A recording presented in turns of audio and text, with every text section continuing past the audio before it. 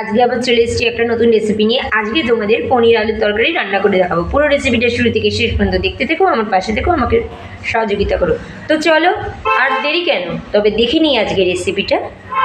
তেলটা আমার গরম হয়ে গেছে, এবার তেলের মধ্যে পনিরগুলো দিয়ে আমি হালকা করে ভেজে নেব। পনিরগুলো আমি লবণ হলুদ দিয়ে আগেই মেখে রেখে দিয়েছিলাম।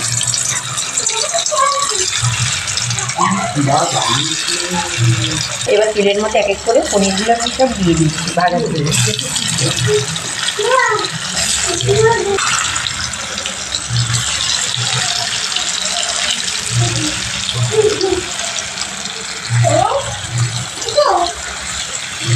পনিরটা ভীষণ নরম, তাই হালকা হালকা করে সব কটা পনির ভেজে নিতে হবে, যাতে ভেঙে না যায় আর দেখতেও যাতে ভালো লাগে।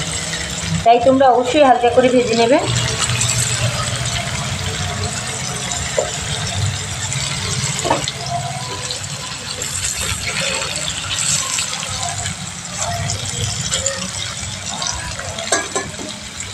তো পনিরটা আগে একটু ভাজা হয়নি, পনিরগুলো একটু উল্টে দিচ্ছি।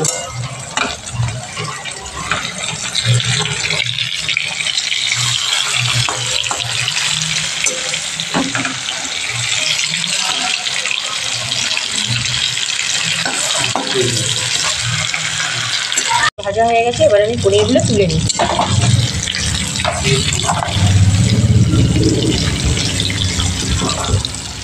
এগুলো সব এক এক করে তুলে নিচ্ছি।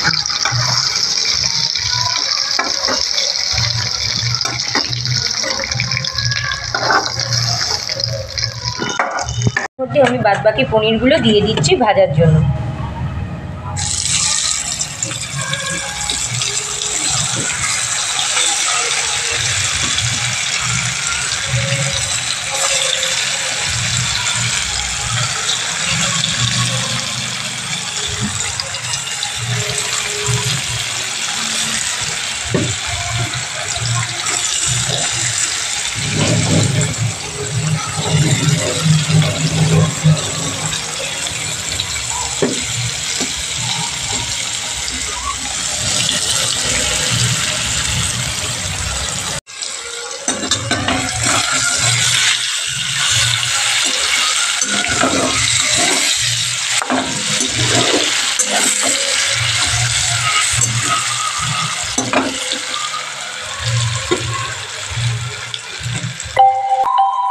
হয়ে গেছে, এবার পনিরগুলো আমি এক এক করে তুলে নিচ্ছি।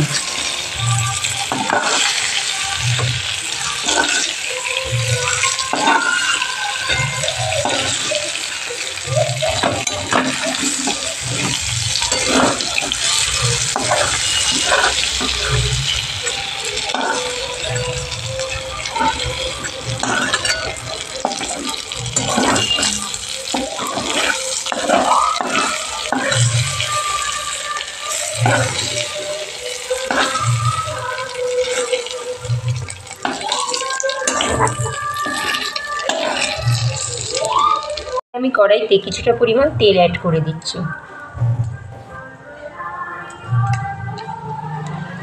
এবার তেলের মধ্যে আমি গোটা জিরে ফোড়ন দিয়ে দেব। তেলের মধ্যে গোটা জিরে ফোড়ন দিয়ে দিলাম। এবার গোটা জিরেটা তেলের মধ্যে আমি একটু হালকা করে নেড়ে নিয়ে আলুটা অ্যাড করে দিচ্ছি তেলের মধ্যে।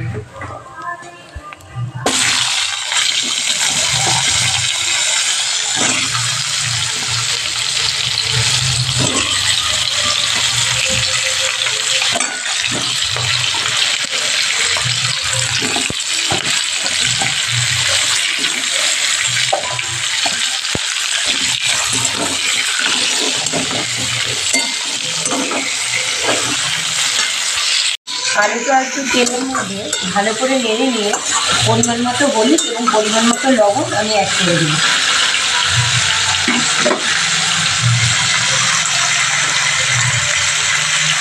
পরিমাণ মতো হলুদ অ্যাড করে দিলাম।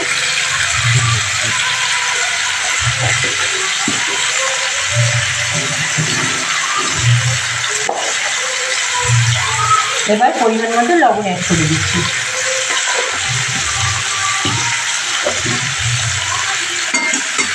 এবার আমি একটু ভালো করে নেড়ে নিচ্ছি। আলুটা আমি একটু লাল লাল করে ভালো করে ভেজে নেব।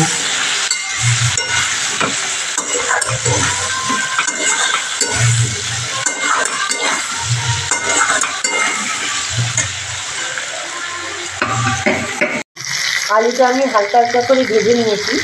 আলুটা আমি ভালো করে ভেজে নেব অনেকক্ষণ ধরে।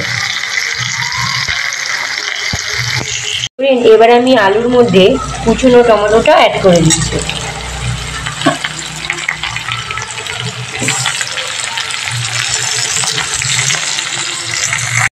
আমি একটু ভালো করে নেড়ে নিচ্ছি। আলুটা আমি আর একটু ভালো করে ভেজে নেব।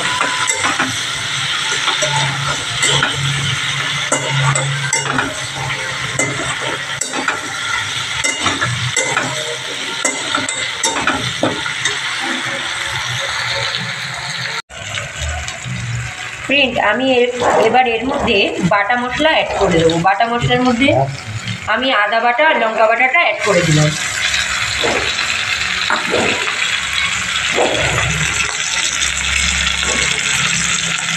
এবার আমি গুঁড়ো মশলা অ্যাড করে দেবো। গুঁড়ো মশলার মধ্যে আমি জিরে গুঁড়োটা অ্যাড করে দেবো। ফ্রেন্ড, গুঁড়ো মশলার মধ্যে আমি জিরে গুঁড়োটা অ্যাড করে দিচ্ছি।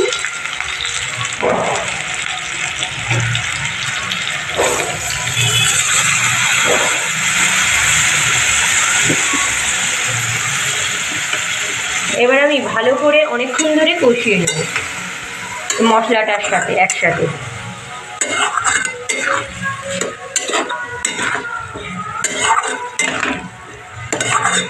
এবার মশলাটার সাথে একসাথে ভালো করে কষানোর সময় আমি সামান্য পরিমাণ লবণ আর সামান্য পরিমাণ চিনি অ্যাড করে দিচ্ছি।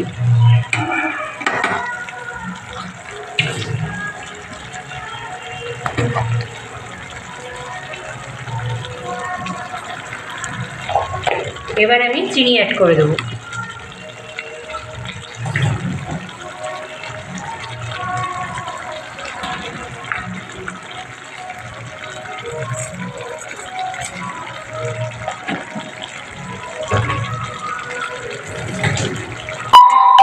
এবার আমি ভালো করে আরো অনেকক্ষণ ধরে নেড়ে নেব।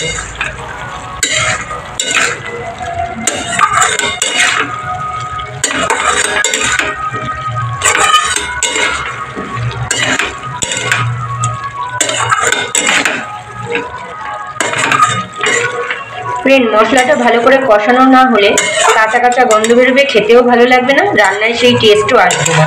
তাই মশলাটা অবশ্যই ভালো করে কষিয়ে নিতে হবে। আমি মশলাটাকে অনেকক্ষণ ধরে ভালো করে কষিয়ে নিচ্ছি। মশলাটা অবশ্যই ভালো করে কষিয়ে নিতে হবে।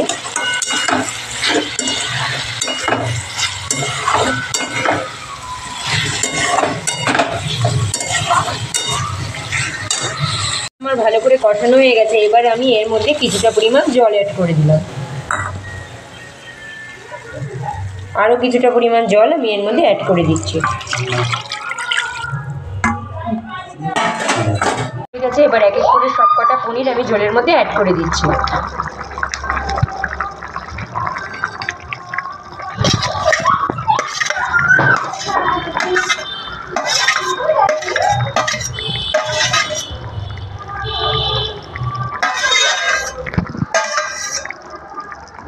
এবার আমি একটু ভালো করে নেড়ে নিচ্ছি।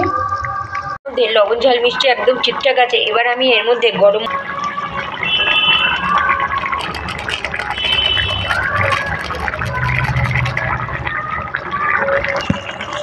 এবার আমি একটু ভালো করে নেড়ে নিচ্ছি। এবার আমি এর উপর দিয়ে ধনেপাতা ছড়িয়ে দেবো।